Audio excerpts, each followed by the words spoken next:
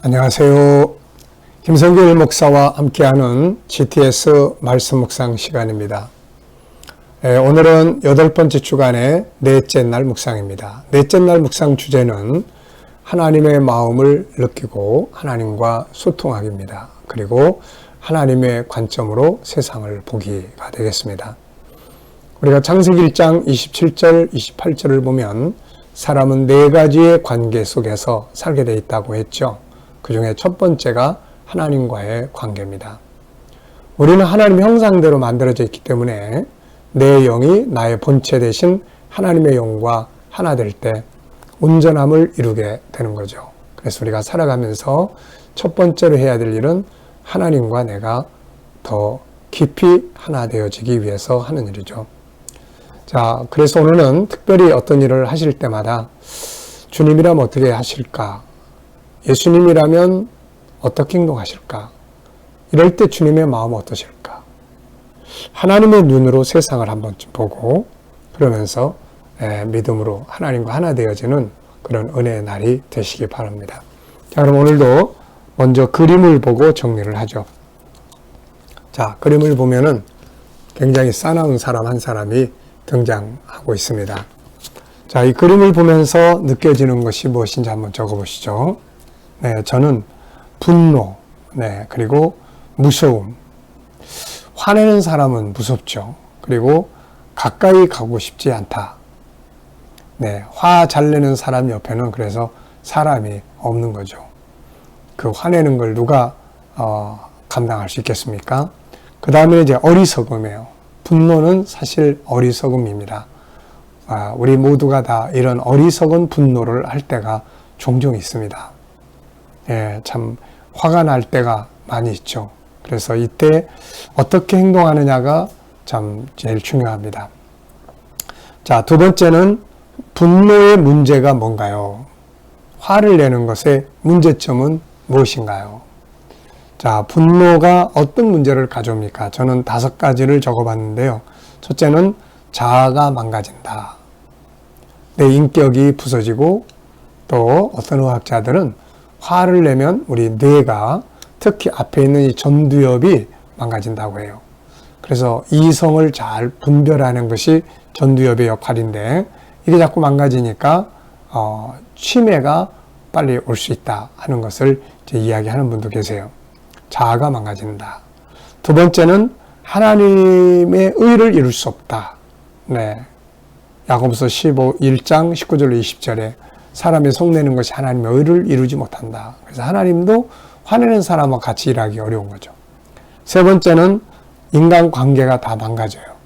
다른 사람에게 해를 끼치고 상처를 주고 그러다 보니까 관계가 다 깨집니다. 네 번째는 우리가 받았던 은혜를 다 그냥 잃어버려요. 화내고 나면은 마음에 있었던 은혜가 그냥 싹 사라져버려요. 그래서 황폐화됩니다. 또 그 다음에 5번째는 내 삶이 망가지기 시작해요. 화를 습관적으로 내면 또 상처도 많이 받게 되지만 상처를 많이 주게 되고 내 삶이 자꾸 망가집니다. 자, 그렇다면 화가 날 때 우리가 해야 될 일이 무엇일까요? 이 사람이 죄성을 가지고 있는 다음부터는 화를 낼 수밖에 없고 또 그 다음에 우리들의 삶의 현장을 보면은 화나는 일들이 정말 많죠. 그러면 이럴 때 우리는 어떻게 해야 할까요? 감정을 잘 다스릴 수 있어야죠. 그래서 성경은 우리에게 마음을 다스리라는 말씀합니다. 잠언 4장 23절의 말씀인 것 같은데요. 한번 볼게요.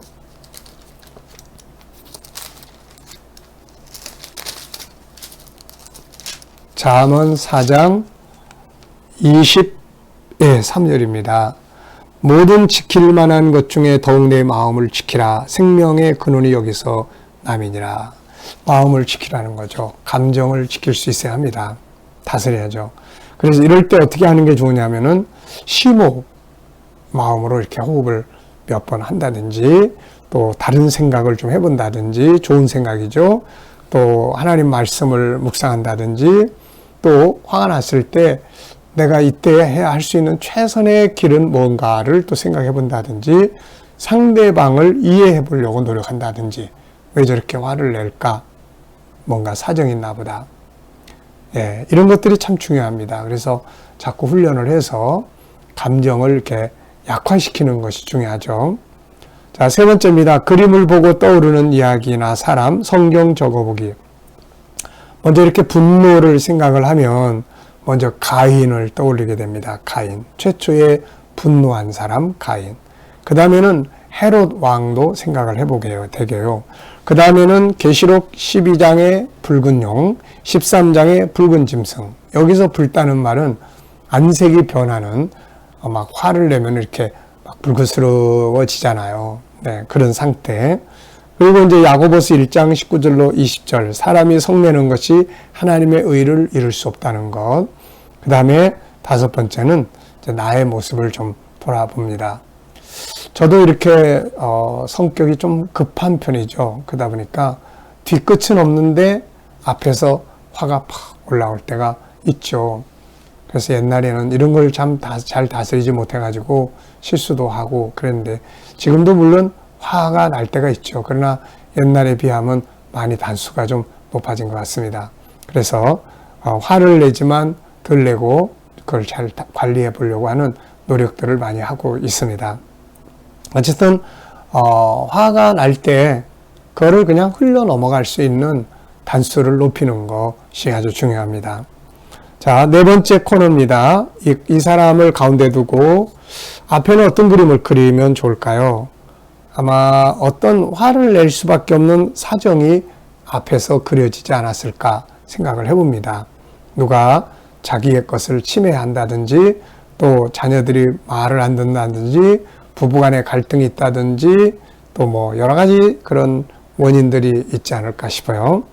그 다음에 이제 다음에 그림을 그린다면, 이제 요 다음 그림을 그린다면 두 가지로 그려볼 수 있을 것 같아요. 하나는 이 화나는 감정을 팍 폭발시켜가지고 사건이 터지는 장면, 아니면은 이 사람이 이제 마음을 다스려서 다시 이렇게 평화롭게 돌아가는 장면, 이렇게 그려볼 수 있지 않을까 싶습니다. 자, 이 부분은 우리들의 과거, 현재, 그리고 미래를 그려보게 하는 코너예요. 그래서 오늘 나의 모습, 내가 준비하는 모습들이 앞으로 5년 뒤, 3년 뒤, 10년 뒤에 어떤 나의 모습을 만들어낼 수 있을까? 혹은 내가 앞으로 어떤 삶을 살고 싶은지를 먼저 그려보세요. 그려놓고 그렇다면 지금 뭘 준비를 해야 될 것인지, 이렇게 해서 자기의 오늘과 미래를 한번 만들어보는 시간들을 가지면 좋습니다. 우리 아이들도 그렇고요. 자, 그럼 오늘도 우리 본문 말씀을 한번 같이 읽어보겠습니다. 본문의 구조는 2535예요. 그래서 2535 읽어보겠습니다. 창세기 4장 1절부터 15절까지예요. 아담이 그의 아내 하와와 동침하며 하와가 임신하여 가인을 낳고 이르되 내가 여호와로 말미암아 등남하였다 하니라. 그가 또 가인의 아우 아벨을 낳았는데 아벨은 양치는 자였고 가인은 농사하는 자였더라.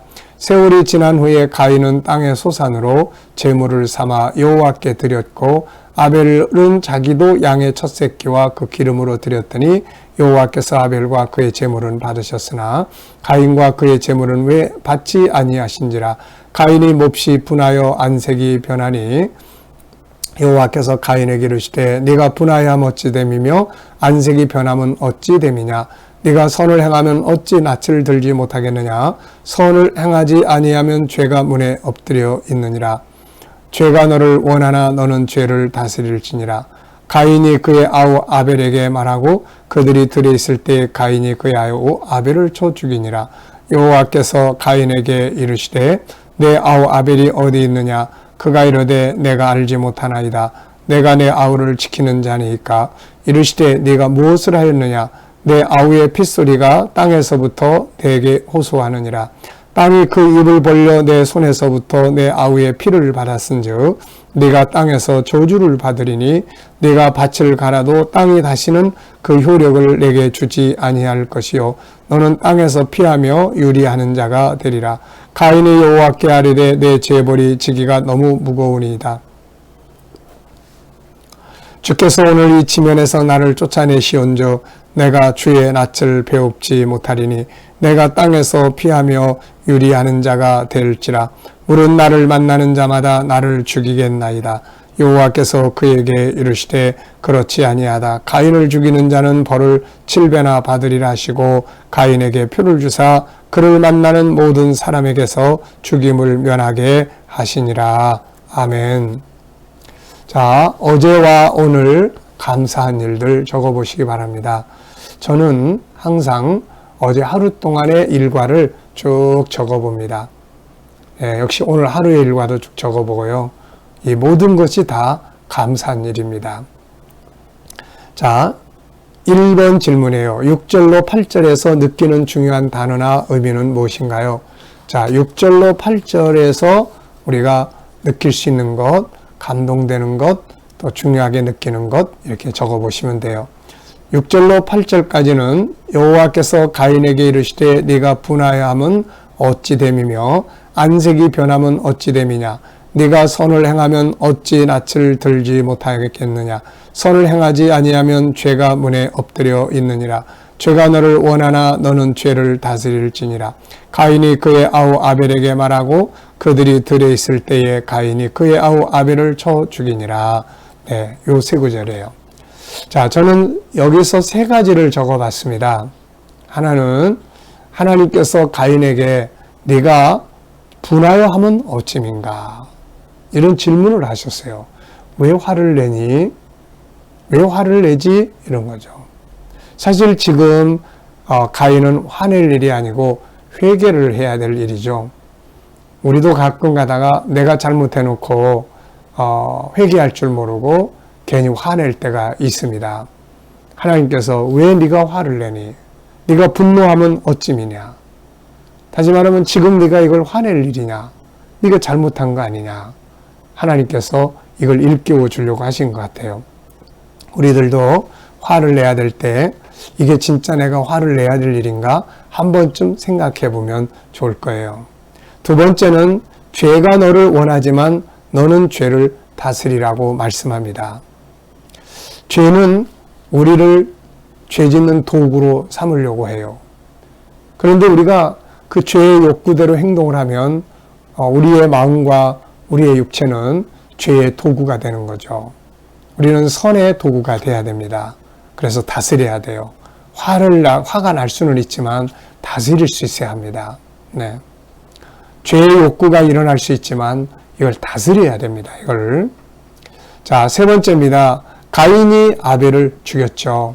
참 어리석은 행동입니다. 최초의 살인자가 된 거죠. 어떻게 보면은 이 살인은 마귀로부터 나오는 거예요. 창세기 3장에 가인보다 먼저 마귀가 에덴에 와서 아담과 하와를 사실 죽이게 된 것이죠. 그래서 죄 때문에 죽게 됐으니까요. 그래서 그 다음에 가인이 이제 이 마귀 행동을 한 겁니다. 그래서 우리가 요한 1서 3장 12절을 보면 가인은 악한 자에게 속해 있다. 마귀에게 속한 자다. 이렇게 말씀하고 있습니다. 예수님은 살리시는 분이세요. 그래서 우리들은 항상 살리는 자 편에 있어야지 나도 모르게 상대방을 죽이는 자 편에 있으면 안 되는 것이죠. 자, 6절로 8절에서 이제 질문 2개 만들어 보는 거예요. 첫째, 저는 2개를 이렇게 썼어요. 하나는 가인은 왜 회개하지 않고 분노했을까? 왜 분노가 일어났을까? 속상해서? 아니면 아벨이 얄미워가지고? 어쨌든 이건 참 회개해야 될 일인데 지금 화가 막 난 거죠. 이럴 때 화를 다스려야 했고 잘못을 돌아볼 수 있었다면 얼마나 좋았겠습니까? 두 번째는 하나님은 죄를 다스리라고 하셨는데 오늘 우리들에게도 죄의 욕구들이 많이 일어나죠. 이럴 때 어떻게 다스릴 수 있나요? 그냥 죄가 우리 보고 가자는 대로 가면 큰일 납니다, 이거. 다윗이 죄의 욕구대로 가다 보니까 범죄했잖아요. 또 삼손이 자기 끌어오르는 죄의 욕망대로 가다 보니까 기생집에 들어가 있다가 눈 뽑히게 됐지 않습니까? 사울도 마찬가지예요. 사울왕도 죄의 욕구대로 탐욕의 욕구, 권력의 욕구대로 끌려가다 보니까 나중에 하나님도 떠나고 다 그러거든요. 그래서 우리 안에 죄성이 우리를 막 끌고 가려고 그럴 때 우리는 무슨 소리야? 잘라버릴 수 있는 이게 굉장히 필요한 건데 저는 세 가지를 생각해 봤어요. 하나는 십자가의 은혜로 잘라낼 수가 있습니다. 십자가. 내가 죄의 욕구가 있을 때 주님이 이미 십자가에서 이 죄가 다 죽었는데요. 난 죽었다. 이런 생각을 한 번쯤 해보면 죄의 욕구를 다스릴 수 있고요. 또 하나는 창세기 1장 27절 하나님의 선한 성품들을 키우는 거예요. 선으로 악을 이기도록 선한 성품을 키워야 됩니다. 화 잘 내는 사람은 온유한 연습을 많이 하는 게 중요하죠. 온유가 커지면 화를 약화시킬 수가 있거든요. 세 번째는 이제 성령의 감동이에요. 성령께서 우리를 강하게 붙잡으시면 우리가 죄를 다스릴 수가 있습니다.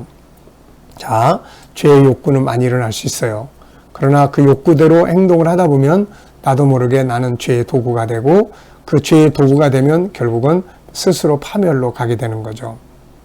자, 두 번째입니다. 가인이 분노할 때 하나님은 어떻게 하라고 하셨나요? 죄를 다스려라.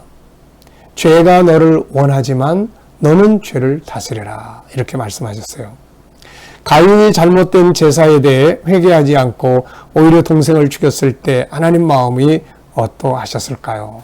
참 너무너무 속상하셨겠죠. 하나님이 직접 죄를 다스리라고까지 하셨는데도 불구하고 동생을 죽인 이 가인의 모습이 하나님 보실 때 너무 속상하고 또 괘씸한 것이죠. 오늘 우리가 형제와 이웃과 또 가족들이 막 다투는 것을 보신다면은 하나님 마음 어떠하실까요? 아마 많이 속상할 겁니다. 그러나 화목하게 하기 위해서 자기 분노를 다스리고 좀 더 손해보고 그러면서 살아가는 모습을 보면 하나님이 굉장히 기뻐하시겠죠. 자, 오늘 이제 우리들의 삶 속에서 이 본문 중에서 살펴본 말씀 중에 어떤 말씀을 응용하면 오늘 삶을 아름답게 살 수 있을까요? 저는 일단 화목, 죄를 다스리고 나를 돌아보자 하는 내용을 적어봤습니다. 여러분들도 무엇이 됐든 간에 한번 적어보시고 또 이게 물론 생각날 수도 있고 안 날 수도 있지만 오늘 적용해 볼 말씀을 하나씩 꼭 찾아서 적어보시기 바랍니다. 오늘의 과제는 주님을 의식하고 주님과 소통하고 주님의 응답에 반응도 하고 또 주님의 눈으로 세상을 보고 이런 모습으로 오늘 하루를 살아보시기 바랍니다. 우리는 약하지만 주님은 강하시니까 무엇보다도 삶의 터전에서 내가 잘못해놓고 화내는 일 없이 나를 돌아보며 내 반성할 수 있는 그런 시간들을 가지면서 세상을 오늘도 다스리고 승리하는 복된 하루가 되시기 바랍니다. 기도하고 마치겠습니다. 주님 감사합니다. 오늘도 묵상으로 하루를 시작합니다. 주신 말씀들 잘 기억하게 하여 주시고 순종하여 하나님 세상을 이기게 하여 주옵소서. 하나님 오늘 우리 재능 개발 위해 기도합니다. 하나님과 소통 잘하게 하시고 하나님을 기쁘시게 하며 하나님의 뜻을 헤아리며 하나님의 것을 구별하고 하나님 말씀을 사랑하고 우리들의 올바른 정체성을 갖게 하시고 올바른 가치를 가지게 하시며 행복한 삶을 만들게 하시고 위기가 왔을 때 잘 극복하는 능력을 갖게 하여 주옵소서.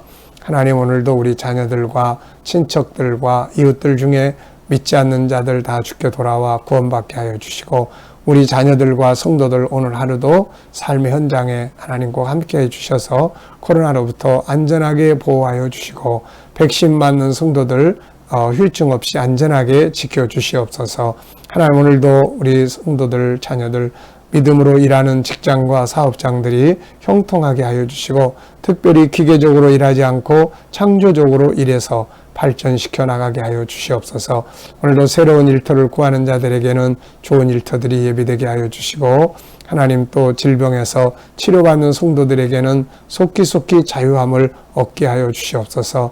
이 대한민국을 지켜주시고 이 나라에서 코로나가 속히 손을 대게 하여 주시며 또 하나님 이 땅이 거룩한 나라 선교의 땅이 되게 하여 주시고 나라의 지도자들은 지혜와 명철을 가지고 나라를 바른 길로 이끌어가게 하여 주시옵소서.